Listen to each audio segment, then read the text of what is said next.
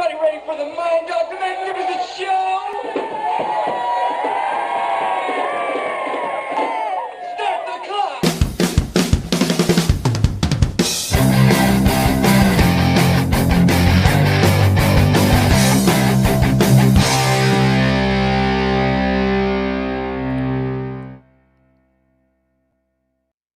And welcome, my friends, to yet another episode of the Mind Dog TV podcast. I'm Matt. Now, thanks for coming. It's great to have you here as always. Today, we're going to talk about leadership with somebody who is known as the CEO Confidant. I'm very interested to have this conversation because it not only has to do with helping people better run their businesses and improve their bottom line, but a little bit about philanthropy, which I'm always interested in. So we're going to talk about that today, and I'm very excited to get to that. First, I want to start with an explanation of sorts, and I guess some kind of an apology. Oh, we're having some issues in the background. I will get to that in just a minute. First, I need to kind of talk about the issues from last night. If you're looking for last night's program and wondering what happened, I scraped it. We did, and 230 episodes that we've done so far, had some great guests on, some really powerful people, some entertaining people, some really funny people, some people with just some great insights. And then last night happened, and I take full responsibility for it. But my guest last night was beyond strange, weird, abusive, and a lot of other things that we won't get into. But so I decided not to create the podcast from last night's programs, and I pulled down all the video of it from the live stream so that they won't go live. So if you're looking for them, that's the explanation, and I do apologize for that. It won't happen again. We will do a much better job of vetting people like that before they get on the program, and all the responsibility, of course, falls on me. I know the guy who produced the program last night was feeling really bad about it, like it was his fault. No, it all falls on me. The buck stops here. That was my bad call, and I thought we were going to talk about his film career, the guest film career, but that did not happen. So I am aware that this kind of talk may get people curious and want to know more about it. Just know that it won't be online at all, and you won't be able to find it. We're going to try to scrape it from our memory bank. I'm going to do a couple of things here, talk about the product demo that I need to do, run my sponsor, and then I'm going to run a brief music video so I can help my guest get straightened out with his camera situation. He's in the green room right now with some technical difficulties. So while we do that, I will help him. But first, I want to talk about this stuff. This is My Vital C. If you're a fan of the program and you follow, and you're probably sick about hearing all this stuff, My Vital C is this stuff. Is Chris Burris was with me a couple of weeks ago, and he's from SES Research, and we were talking about his new product, My Vital C, that it's not really a new product. It's been out since 2013. But the bottom line is, while he was a grad student in 1991, they discovered this carbon molecule and did some toxicity testing on lab mammals, and found out that not only was it non-toxic, but it increased the lifespan of the lab mammals that were tested 90% or more, without any tumors, without any side effects whatsoever. And so it went through rigorous testing before the FDA could approve it for human consumption in 2013. And humans have been using it since 2013. And so the claim is now that it can increase your lifespan by as much as 90% or more, which of course is an extraordinary claim. And we don't have any 140-year-old humans walking around that we can use to kind of validate that. So that's an unusual claim. And I said, I'm skeptical about it. And Chris said, well, here's the deal. Why don't you try it? I'll send you a bunch. We can try it for free. Have me back in 6 to 8 weeks, and we'll discuss your results. So I've been doing it now. Just today is my 15th day. Oh, we see my guest has got his camera worked out, so we won't have to run that music video after all. So I told him I would be willing to try this stuff and share my results. I will tell you this: I had 13 days of very positive results, and then yesterday hit and not so positive results. I was actually very burnt out yesterday, but for those 13 consecutive days, I had a lot more energy, was sleeping better. The reason I'm doing it on air is simply this, to hold myself accountable, to present it to you, so we have proof that I'm doing it every single day, so that when he comes back on October 29th, we can review the results, knowing full well that I actually did what I said I would do and try it twice a day, every day until he comes back. And so far, the results have been good, except for one day. I can't say anything about the longevity claims that are being made. Obviously, I'm not going to be trying this long enough to say, well, it's going to help me live longer. But I will tell you, it has improved the quality of life somewhat. I've been more energetic, sleeping better, and all that stuff, except for yesterday. So here goes. I'm going to do this really quick and get rid of it. The one thing, I was taking it with a shot of water, chaser. The one thing I will recommend to him when he comes back, is that we got to do something about making it taste better. You know, they can make cough syrup taste better for people who have a tough time with cough syrup. They should be able to do something with that because it's god awful. My sponsors today, FundWise Capital, a business lending platform. They're a lender matching platform that gets you the best credit lines guaranteed. You can apply online in 60 seconds or less, and there's no effect to your credit to see how much you can get. Use the funding for anything you need to start or grow your business. That's right, I said start or grow your business. If you don't have a business yet, but you got a solid business plan, they can help you get funding to get your business started. Get the best funding you can qualify for. Their strategic lending matching platform searches through hundreds of lenders to find the best possible options for your unique situation. They have hundreds of 5-star reviews on Google, Trustpilot, and Facebook, and an A+ rating with the Better Business Bureau. They provide unsecured lines of credit at 0% interest for 9 to 15 months, unsecured term loans, loans based on your income, short-term gap funding, or bridge loans. They work with real estate, startups, as I mentioned, franchises and restaurants, any kind of businesses, any kind of project. To get started, it's really easy. Just go to apply.fundwise.com/minddog. That's apply.fundwise.com/minddog. The links will be in the description as always, and I do appreciate you patronizing my sponsors. I hope I get this name right because my guest was having some difficulties, and I haven't had the opportunity to ask him the exact pronunciation of his last name. I am going to take a guess here, and if I get it wrong, I'm sure he'll correct me.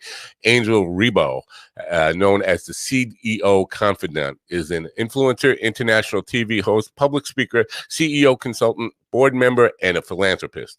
In the last 25 years, Angel has empowered more than 1,500 CEOs in 33 different countries. He was born in near Barcelona, Spain, and has lived in 8 countries and speaks 5 languages. It's my privilege to introduce him to you. Ladies and gentlemen, please open your ears, open your minds, and help me welcome in Angel Ribo. Thank you. Thank you very much. That was a pretty thoughtful introduction. Thank you so much for being so kind and so patient. Not only to you, but obviously to your audience. Thank you. Did I get your name right? Oh, absolutely. You did. Oh yeah. Good for me. Good for me. I'm happy about that. Totally. You must be pronouncing Spanish names of Catalan people like every single day on your show.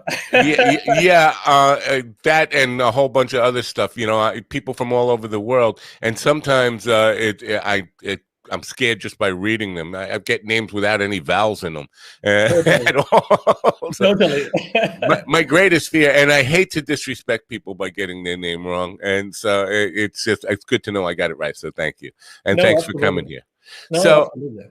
Let's talk a little bit about you and the path that led to where you are today, and your work with CEOs. Can you tell us a little bit about your background?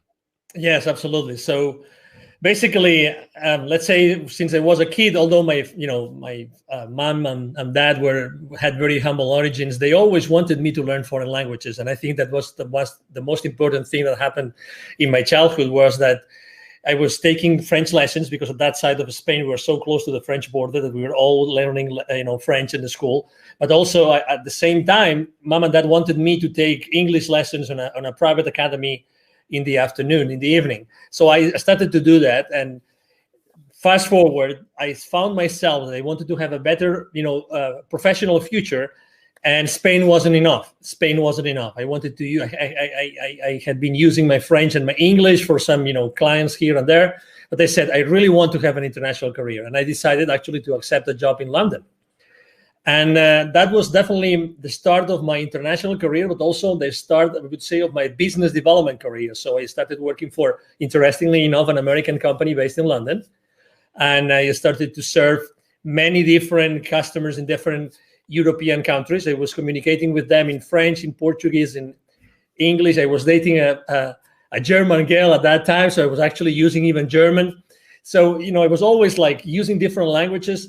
And fast forward, I always was traveling. I was literally, I think I've closed business in more than 33 countries, working with this many companies. And I was always doing the same thing. So I was always helping my employers to develop their businesses, to develop like distribution channels, indirect sales models, reseller channels, these kind of things on those countries.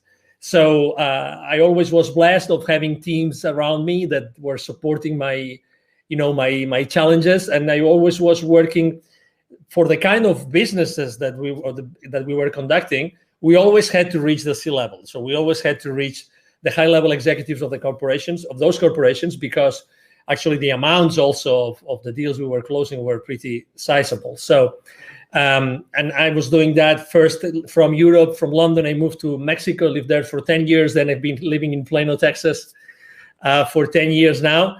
But always the same thing, using this international background and going to so many countries and dealing with so many people with so many different cultures, and always helping them solve their business issues using the technologies or the services at hand. Wow. Interesting stuff to unpack in that stuff. Well, let me just tell you a little bit about my experience and why I'm going to be asking the questions I am going to be asking will probably be revealed in this little bit.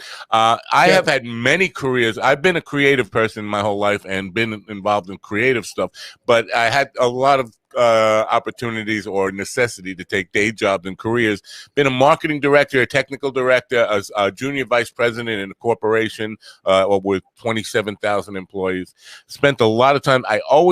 Every single job I've had for the last 35 years before I took this. Now I am a CEO, but before I started doing this, my direct report was the CEO of the company. And what I found is, at least here in America, now you work internationally, so it might not be the same, and I've had probably 7 or 8 that I thought about last night, where I reported directly to the CEO, and the CEO was the most out of touch with the culture of his own company, the one who really did not understand what the people underneath them were doing, what their culture was, or what their mission really was, and what drove them. I find that to be epidemic, and with talking with business leaders on this podcast, it seems to be holding true in the United States. So why is it that I understand the CEO is the decision maker and the guy who's going to sign your check, but why is it you start there? Why not with the people who are really running the company, like the junior vice presidents and those people who really have their pulse on the company? Are you asking me why do I stop with the CEOs? Yes. Is that your question? Yes. Well, let me tell you, I don't stop. Okay. I don't stop. So, I've been working with them. I've been helping them. I have been empowering them. But, and you just answered the question. The reason is, you just said it. They signed a check. There's the board, right? There's the board. There's the CEO. There's the leadership team, right? Right. And there's this gap. Typically, CEOs and boards are pretty aligned. Okay, let's put it this way: they're very aligned. Right. There's starting to be a gap between the CEO and his leadership team. Oh my Lord, the gap between the leadership team and the rest of the company is huge. Right. So that's why, due to the fact that we had to deal with these large projects and these large amounts and everything, large dollar amounts and everything, I had to necessarily work with them to have the sign off. But the nitty gritty, the dirty work, obviously was done with the leadership team, and most importantly, with what I call the business operators, the rest of business operators. But I am totally with you. And you know what? I think that I think that as soon as business operators start to be aware of the implications of what they do, and actually the CEOs empower their business operators to do that, to know the exact, the consequences of their business decisions while they work there, this gap that you just mentioned, this lack of, oh my God, I see all these people in the company, but at the top, maybe it's not that clear what these other guys should be doing. Right. That thing that you experience yourself like firsthand, it happens every single day. Every single day. So first identify the gaps and then do something about it. So then the follow-up question, if I may, actually, I might even ask that question to you, which is, why wouldn't the CEOs take action? Right. Why wouldn't they do it? Right. Why wouldn't they do it? So if they're already aligned, it's because maybe they think that, I have a business partner. His name is Neville Joffe. He has this amazing motto that he follows. So he calls him Nevilism. It's revenues are vanity. Okay. That's a good one. I like that. Profits are sanity, and cash flows are reality. Okay. Yeah. Do you hear that? Yes. Okay. Absolutely. So how many? Let me ask you a question, or even let me ask you a second follow-up question. When you meet with the board, do you actually talk about revenues and market share, or rather talk about how did you make your company more profitable thanks to deploying a culture that everybody is engaged with and that keeps everybody accountable the right way? Let me emphasize that, the right way. Right. Well, I would probably, I'm not sure if I'm going to get this right, but I'm going to guess it. Most CEOs are just talking about the bottom line, profits, and all that stuff, and not really concentrating on how to improve the culture and productivity the right way. It's that famous, that very famous visual of an iceberg in which you only see the pike, you don't see the peak, of the iceberg, but what about the rest, what's going on in the organization? Right. So there's a lot of things going on in the organization, a lot of things. And actually, right now, with everything that's going on in the world, with all this, with the current state of affairs, I think that most of those inefficiencies, most of these issues are coming to the surface. And me having worked internationally, obviously, immediately you start thinking, what about diversity? Diversity of cultures, diversity of people, diversity of religions, of sexual orientations, all this diversity. I talk to C-levels every week. I was talking to a couple of headhunters the other day, and he said, I can't cope, listen to this, I can't cope with the number of requests I get of chief diversity officers right now. Wow. Chief diversity officers. I don't know where to find them. Well, I can find them easily, but where are those experienced people that have worked internationally, that have embraced this culture, really know how to deal with a mix of cultures, with a melting pot of cultures that are going to help you create efficiencies inside your corporation?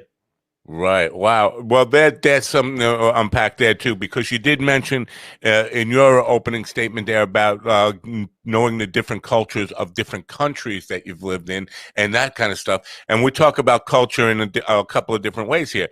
There's countries have different cultures and companies have different cultures. Does the cultural influence of a company, is that affected by the country culture Like, is culture, corporate culture, a bigger issue in the United States, say, than it would be in Spain or Portugal or France or wherever, or is it the same kind of challenge? Well, number one, definitely the country where let's say where the headquarters of that corporation is, and I have lived that firsthand. The country of the health where the headquarters of this company is definitely define the culture of the entire organization. Right. And I've myself lived in transitions. You might have lived the same experience. Transition of a company that was fully American, and transition was bought out by someone else in another country. I'm not going to mention it. And suddenly the culture started to change, and it was coming from this other country. Was it better? Was it worse? Well, you can't tell. You can't tell until you start seeing the consequences. You start seeing the implications. You start seeing how does that translate to the way you communicate with the rest of the people, with the rest of your peers, your managers, the people that report to you. And then answering your second question, if culture is, let's say, an issue or can be a challenge in any country, or if countries have the same kind of culture creation problems as we have in the US, I would definitely say yes. I think it really depends on business leaders. And I really think that, again, with all this current state of affairs, that's gonna help everybody a lot. I think that they are realizing that now that the people cannot meet and cannot see each other and cannot meet face to face, they're going to realize that the style of leadership of those leaders becomes much more relevant. You know, you were mentioning maybe they don't get it because they are on their ivory tower, right? You cannot be on your ivory tower anymore because you have to be in how many more times Zoom calls right now? How many more virtual events have you go through? Many more, many more. Right now, it's impossible to hide. You can run, but not hide. I love that. But I'm not sure it's so much, and I'm sure the ivory tower part of it is definitely part of it. But I think, and you'll correct me if I'm wrong, but I think where a lot of CEOs go wrong, or where they go astray, is they start their company with a great what is the word I'm looking for? Intention. So they'll put together a mission statement that has this really glorified sounding and really well-intended statement, and they kind of start working in their business rather than working on their business, and so they're doing the things the tasks that a CEO would do, rather than look at the whole picture of what the company culture is and how it's evolving. Are we staying true to that mission statement that was written when we started the company, or was that just words that we put on a poster and hung over my door, and then now we're actually doing the work and forget about that? But everybody who comes into the company must at least read it and get to know what we were supposed to be about, but we forgot what we were about.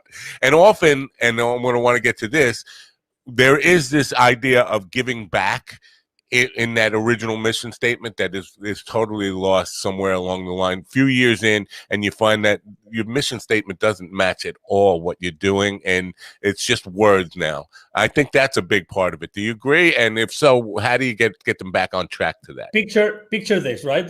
Let's say we have a startup CEO in front of us. Okay, so it's a small company, fired up, this new concept, this new idea, they thrive over time, right?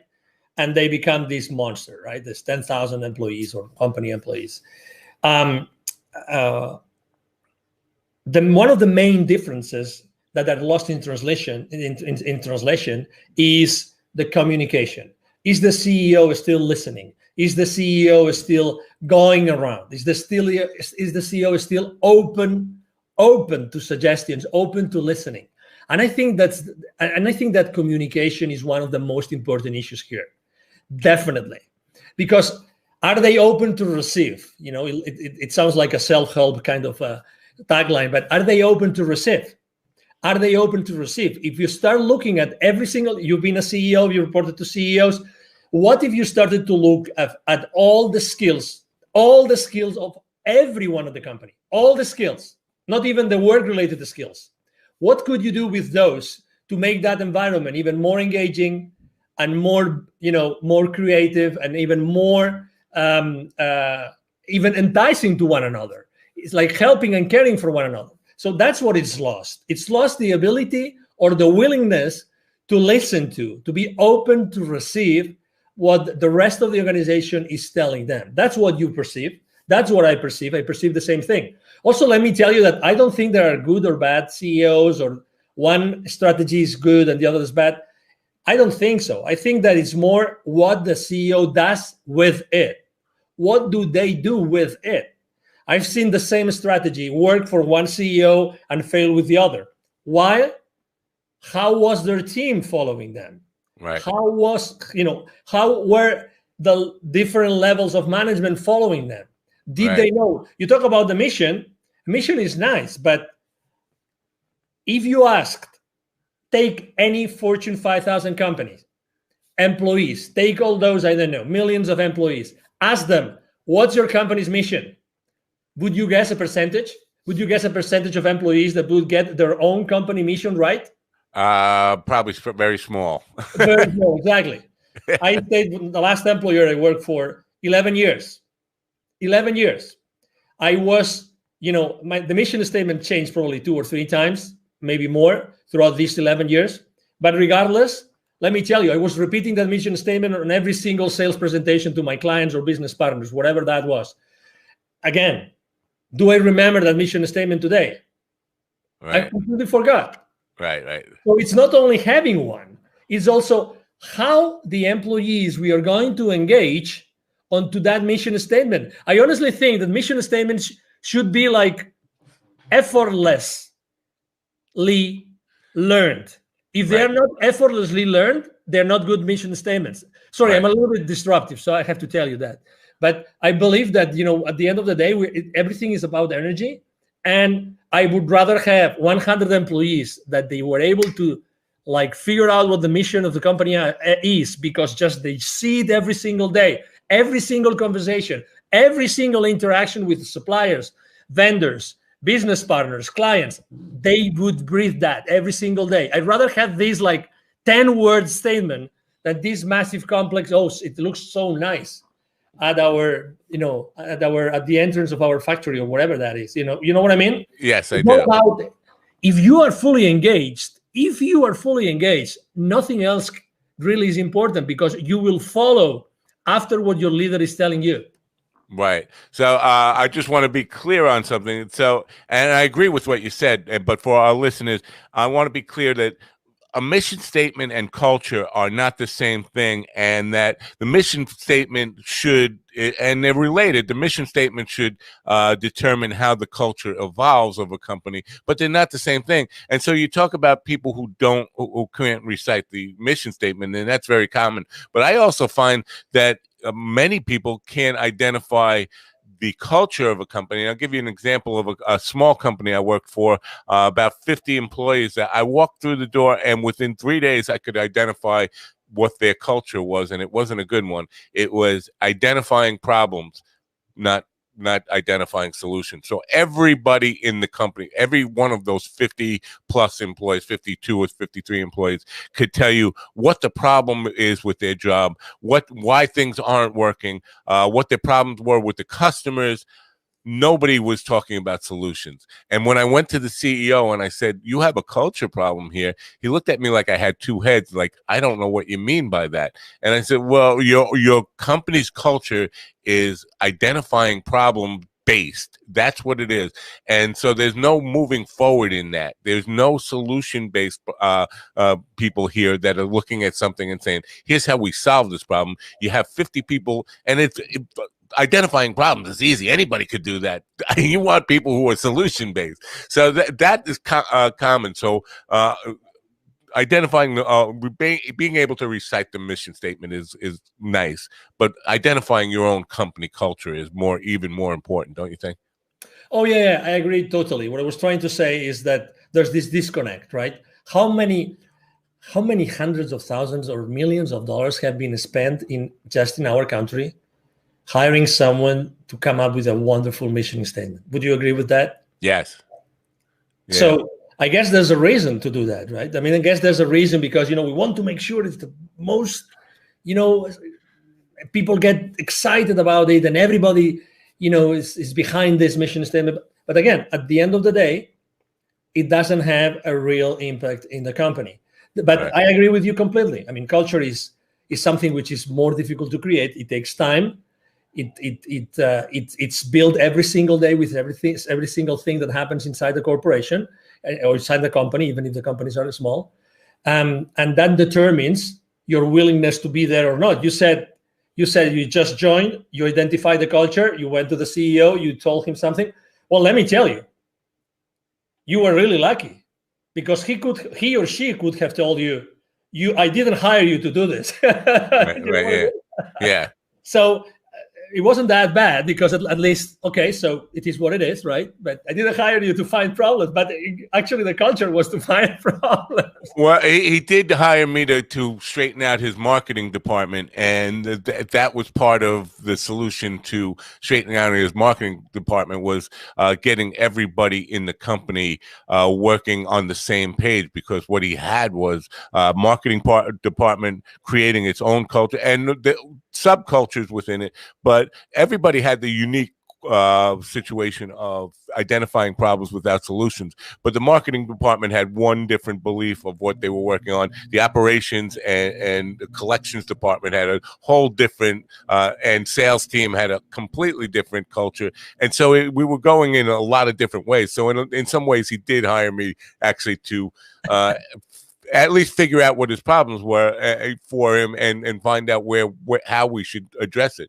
So my solution was to get the entire team together in a big room and have them explain what the culture should be. And anybody who wasn't, and this was a tough sell for him, that anybody who really couldn't adapt to what the new culture was going to be and help us build that culture should start putting their resume together and looking for a job elsewhere. Because I definitely one of the people who believe that if somebody's not helping you pull in the same direction, they're helping you push in the opposite direction, and they're toxic, and they should be encouraged to leave the company. If you're not part of the team, you shouldn't be in the room with the team. What's coming to me as I'm hearing you is I think that the quality of the questions you ask your team also define the results that you get from them. Right. And we tend to use, myself included, obviously, we tend to raise the wrong questions. I try always to not only ask like open-ended questions, but also the how. So the how. So, okay, so we know that there are all these issues, all these cultural issues. We know there's these issues, these problems here that we have to interact with the rest of the organization. At the end of the day, marketing is it's the first stop to the world, to the audience. We want to approach them. We want to have them feel. We want them to feel appealed to come to us, etc. But how can we do that? How can we overcome these things? How can we look at this? How can we create something together? And I think that's a big difference between CEO teams which thrive compared to others which struggle a little bit, which is how can we create something together? How can we create something together which is going to replace something else? And we do it taking into consideration the entire team of the company. How? No, not if, not when, but how are we going to do it? The moment that you start asking yourself the right questions, then the conversation completely changes. And I'm sure that in this particular case that you just described, which is amazing, it's really like you were extremely blessed to be at that position because you had to fix that thing, right? You were hired to do that. Right. So, oh my God, I'm sure that the lessons that you learned there were invaluable because you had to create things. You had to take these people. Okay, so some people weren't on board, other people were on board. At the end of the day, you came up with, okay, let's do this together. We're gonna do it we're gonna do it together. We're gonna do it together. How are we gonna do it? Everybody's gonna contribute to do that. Well, I found that, and what I found in this company was, number one, the hiring practice was based on just resumes. Do they have a good resume? And that was it. So, and that can be a problem if you don't really, if you don't hire with understanding the people that you're hiring, and you're just hiring off a resume, you're going to get people who aren't in line with your culture because you haven't had that talk with them. You don't know their core values and principles and don't know if they align with yours. And the second part of it, so they hired people without knowing their core values and principles. And once they were in the company, they would never fire or encourage people to leave if they were in fact toxic. So none of the directors or managers of the various departments ever let anybody go because of they didn't line up with the company. And the HR department happened to be run by the CEO's wife, which nepotism I'm always against. But so the HR department was never really held accountable in any way, because how can you hold your wife accountable, right? So they would their hiring practice was really, really bad. And basically, because I think hiring the right people definitely has to be more than just, do they have the skills and education? Do they have the values and principles of what our business is all about? And then comes back to the mission statement and what you want your culture to be. Yes. And honestly, I always think that one time someone asked me, okay, so if you have to give one advice to one CEO, what piece of advice would you give that CEO? And I ask, can I choose a single CEO? And that person told me yes. So please, I will definitely recommend that single female or male CEO to get married and to have a kid, so that he will start receiving the lessons that the kids give us to all of us as parents.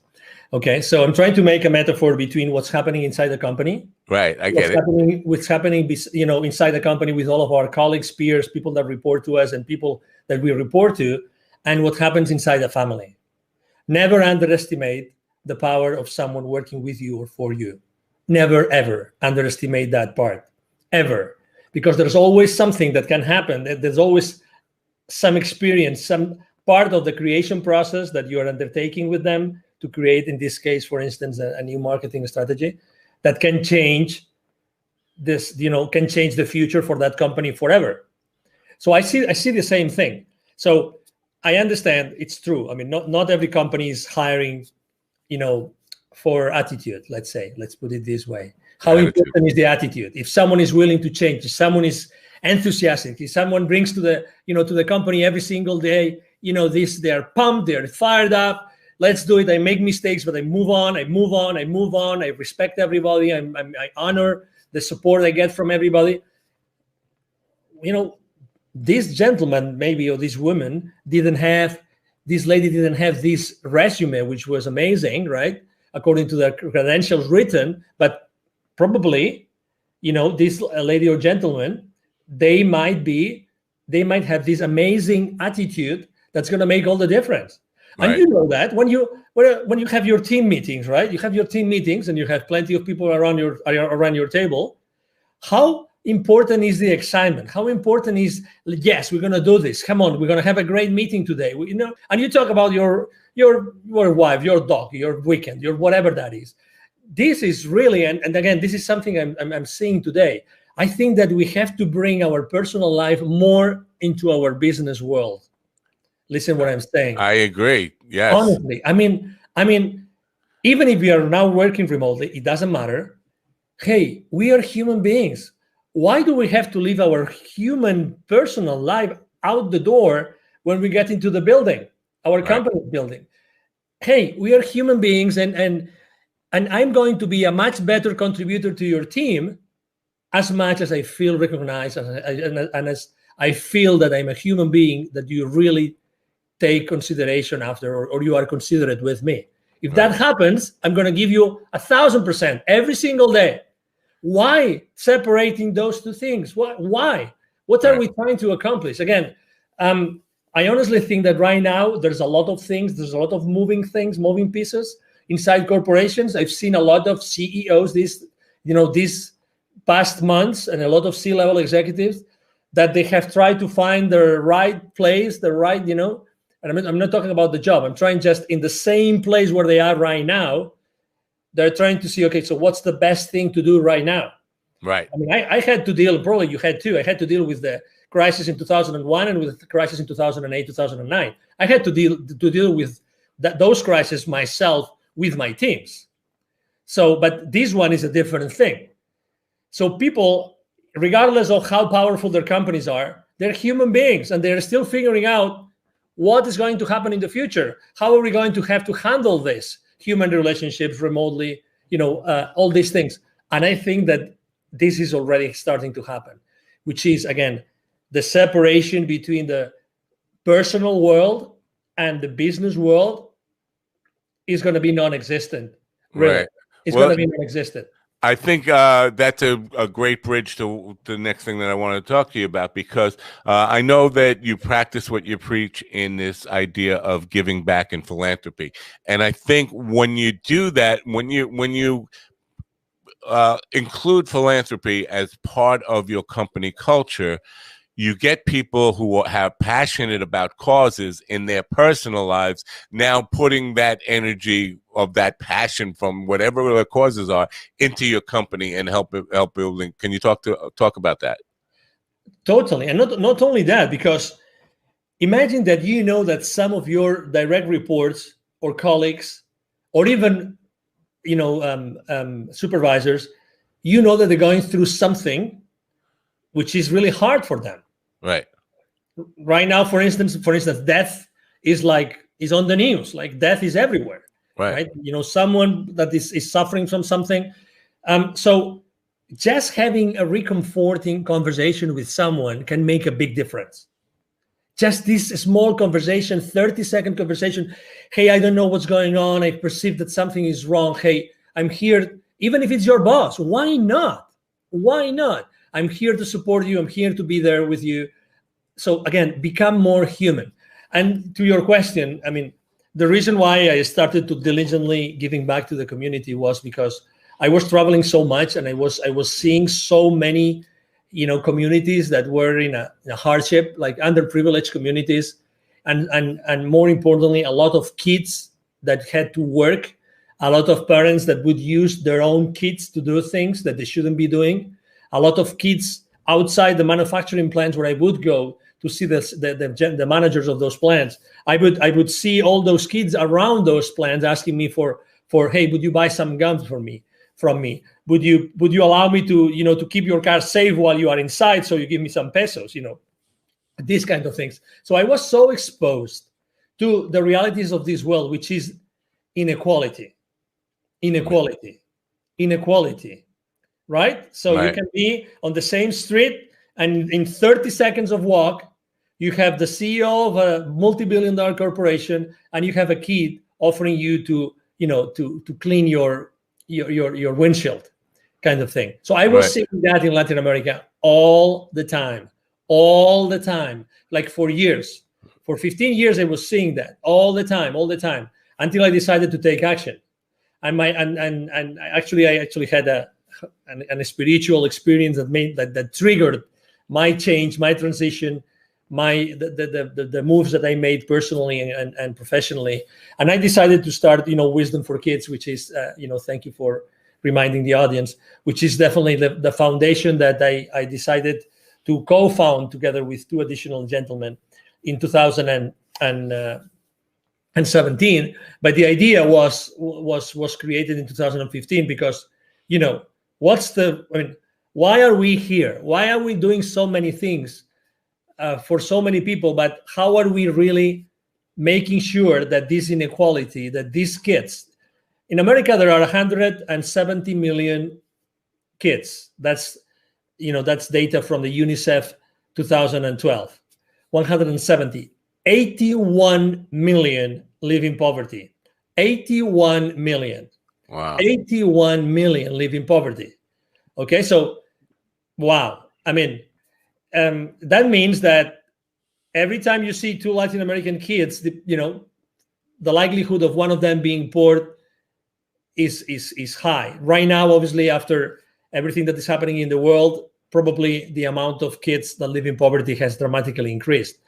Of these 81 million kids, 22 million do not have access to drinking water. Clean water is a big one. Exactly. Yeah. 22 million. I mean, 22 million. Okay. How many states of the union is it? 22 million. I think 5. Yeah. Okay. So imagine. No, I mean that's that's like Yeah, it's rare. huge. You know, Yeah, it's huge. we take clean water for granted in this country, and you know it's amazing that we are in that place. But so you talk about equality and stuff, and I understand that that's a huge problem. I think what COVID has identified is, in America at least, we've been using this phrase "essentially employees" since COVID started, right? And it kind of identifies, oddly enough, the essential employees are the people who are least compensated in a lot of cases. So we don't see the CEO as the essential employee in a lot of ways. The people who are out there stocking the shelves, the people who are out there working in hospitals, the paramedics, the police officers, all the people who are we now deemed as essential, somehow they're still on the bottom of the compensation model. I think that needs to be changed. And I'm not, I hate to get into politics. I'm not a communist or a socialist, whatever you want to label me. I just think we need to do more to recognize if these people are so essential, they need to be paid more, and they need to be paid a living wage, something that they can survive on and thrive on. You want to talk about that a little bit? Totally. And this is again one case, right? You're talking about one specific situation that we see here, Right. Intrinsically affecting the the COVID era.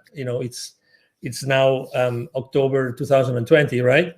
And again, not willing to go down any politics route the same as you, but the question is how do we bridge that gap? How do we bridge that gap? Only a few minutes ago, I heard a very famous TV host talking about a fiasco with a former guest, right? That wasn't intended. That wasn't right. The other day, I was invited to a show, and that host was at the antipodes of you. Okay, so he was trying to get me in the trenches of polarization since second one. It's like, I want you to say this, and you have to say it like this, and I want you to know your opinion. And I was all the time saying, I understand that you want to know my opinion. This is my opinion. My opinion is that someone has to be in the middle bridging, building bridges. Right. Someone has to be building bridges right now. I have my opinion as anybody else, as any other voter, but someone has to be building bridges. You and I, we're both public figures. We both have we have something to do with the world. We love to be here. We love exposure, but also because of a mission. Right. We both have a mission. We both want to do good in the world. We want to do good in the business community with the entrepreneurs, the increasing number of entrepreneurs, right now in the world. But someone has to lay down those foundations and build those bridges. And that's where people are going to find me. They're going to find me in these places where I'm trying to be compassionate with everybody. Because again, compassion, it's the same thing. Inside corporations, compassion. What is compassion? Where is compassion? What is compassion internally? Right. How do you show compassion? Even to your CEO. The difficult thing is say, no, he is an ABC. Right. Or, exactly. That's the easy way to do. But you, as someone that, you're commanding messages to the audience, right? And you're asking questions. You know that you're changing the world. You know that there are people listening to this conversation right now, and they're saying yes, or they're saying, oh, interesting. Oh, I didn't think of this that way. And then you would have served the purpose of your show and of your life, right? Right. So that's exactly what is our, I think that's our, like our commitment and our role in our lives is to really be the main characters of our lives. Be the main character of your life. Don't get sidetracked because it's so easy. Hey, take responsibility of your life in the sense that be you, be yourself, wherever you stand in the political spectrum, you name it, be yourself. Right. Be yourself. Do your own research. Stand up for what you think. Right. Be yourself. Don't allow yourself to be grabbed to the left, to the right, to the up, or to the down. It doesn't matter. Right. You know, that's why, and that's why obviously I mean every time I have the opportunity of being able to answer questions like yours, I'm so thrilled. Well, I would call what you just described being authentic. That's how I would label. Be authentic. And there is a great power in that, I think.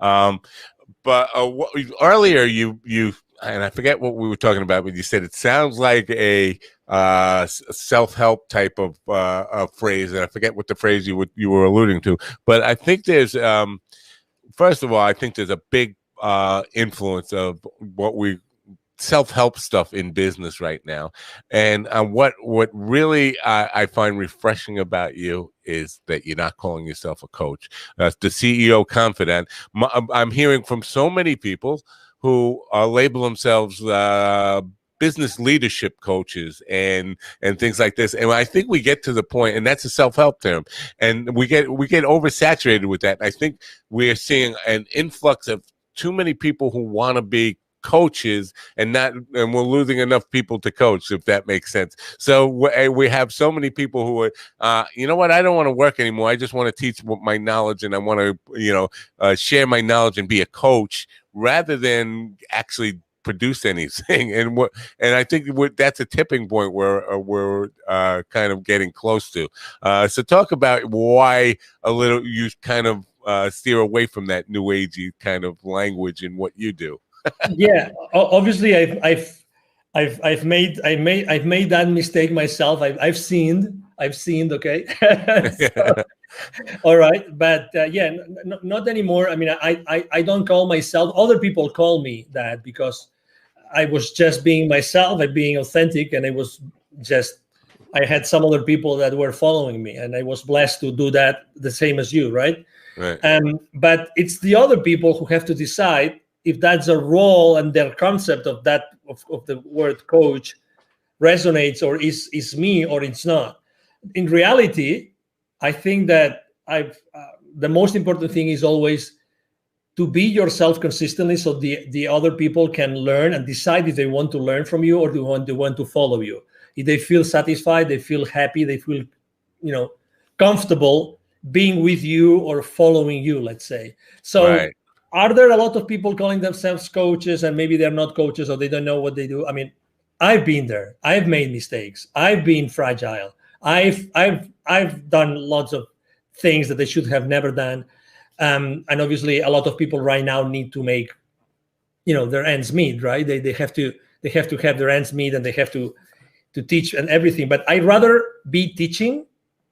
I'd rather be teaching and training, let's say, than being coaching. Although I recognize that asking questions is the most powerful way to get into someone or something. Right. Asking powerful questions. Powerful questions. I agree. Definitely. Asking powerful questions. So, and because you are a host, so I mean, you do this every day, and you are asking me questions, obviously, that are making me think and consider my own reality from a different point of view.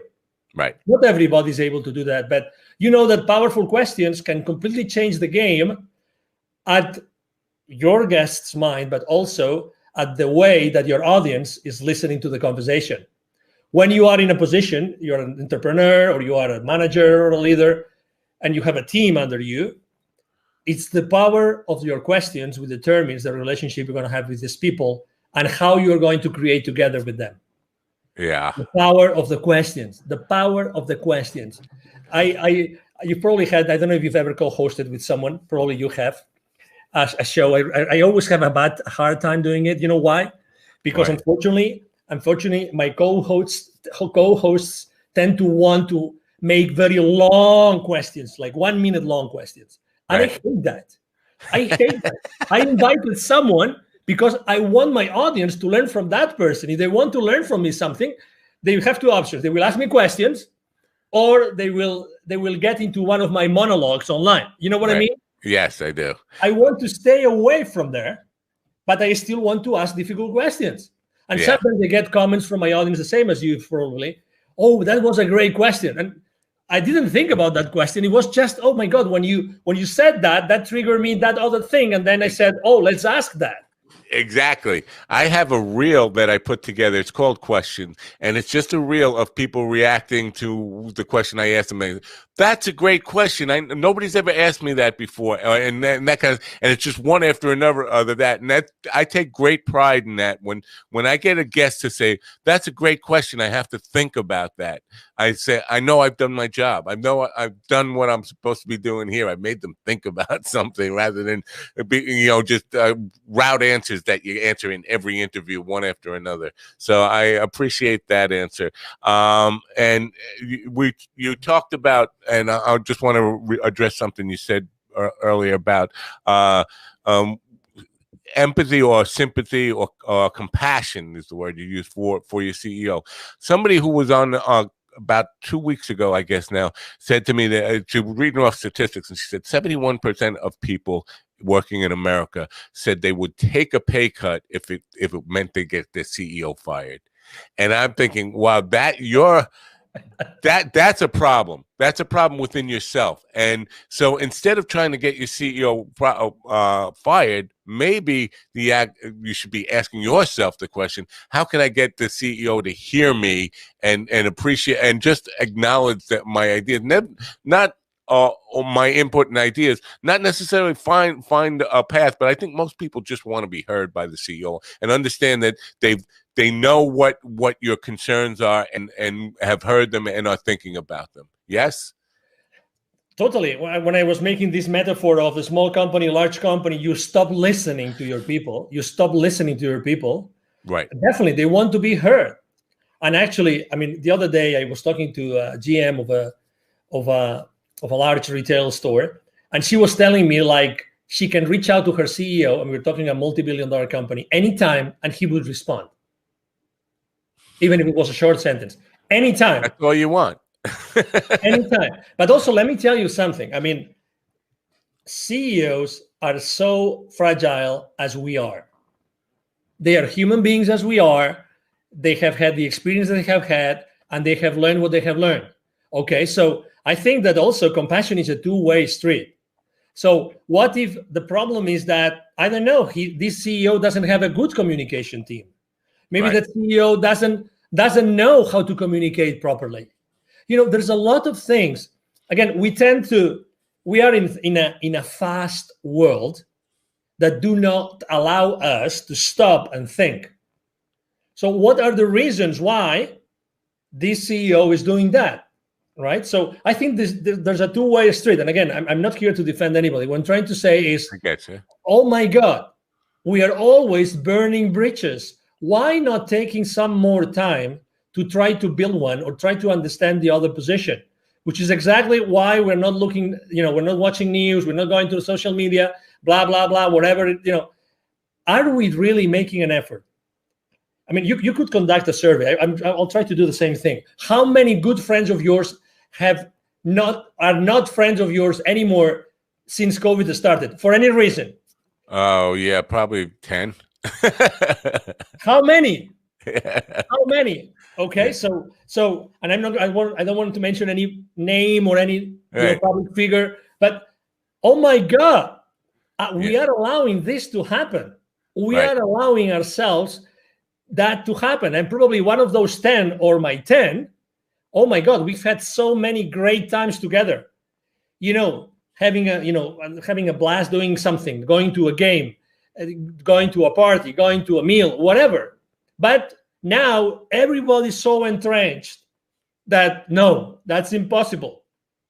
Oh, come on, give me a break. Yeah. Give me a break. Give yourself a break. If you and one of these 10 or one of these 10 and me, of my 10 and me, we were one-on-one, it would take 5 minutes to solve that difference that has made us not being as good friends as we were before. Right. So things are much more simple. So that's the same thing that happens inside corporations. You were talking about culture. It's the same thing. They don't know any better.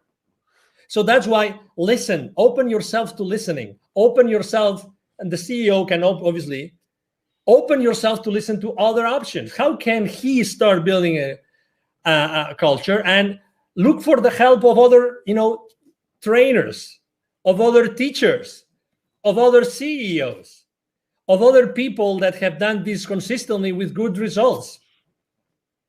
Are you an optimist? Oh, I am totally. Good. It's good to hear. I like when people don't even hesitate with that question, and they come back with. Usually, it's they don't hesitate and they come back with, "I'm a realist, not an optimist." But I appreciate an affirmative, quick answer, no matter what. So I have your link follow up on the screen. I'm thinking that's the best way for people to Yes. find out more about you and get involved with you. Well, and it will be in the description, of course. What is the best route for people who want to know more about you or get involved with you? It'll get you involved in their business. Thank you very much. The easiest way is, you see my name here, right? Angel Ribo. So my email address is very easy. It's angel@angelribo.com, which is my first name, last name.com. Angel@angelribo.com. The link that you see here, there, hold on, there. There. Right. Exactly. So the link that you see there actually takes you to all my social media outlets. Right. So you will see what I do on LinkedIn, which I am consistently there. I'm posting every day. But you will also have access to my nonprofit website, to my Facebook page, to my Instagram page. I have a pretty consistent public campaign going on about really sharing good ideas that unite us all, regardless of where we stand. Good stuff. And it's a great way to end this. Angel, I thank you so much for your time and insight today. We're out of time, but I would love you to come back sometime and have this discussion and go a little bit deeper as time allows and your schedule allows. But I really appreciate your time and insight here today. And thank you so much for coming.